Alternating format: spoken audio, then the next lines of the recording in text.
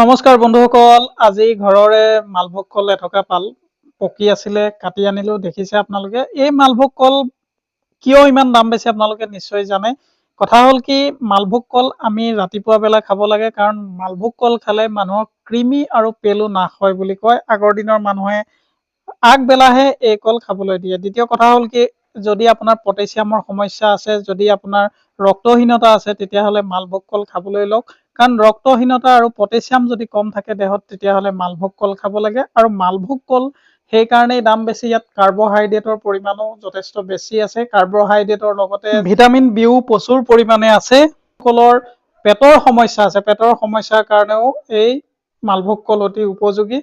আমি মালভোগ কল সেইবাবে দাম দি খাওঁ। গাঁও অঞ্চলত আপোনালোকে জানে এতিয়াও বৰ বিশেষ দাম হোৱা নাই, কিন্তু যদি আপুনি মালভোগ কল নিয়মীয়াকৈ খাবলৈ লয়, তেতিয়াহ'লে বহু ৰোগৰ পৰা আপুনি হাত সাৰি থাকিব পাৰিব।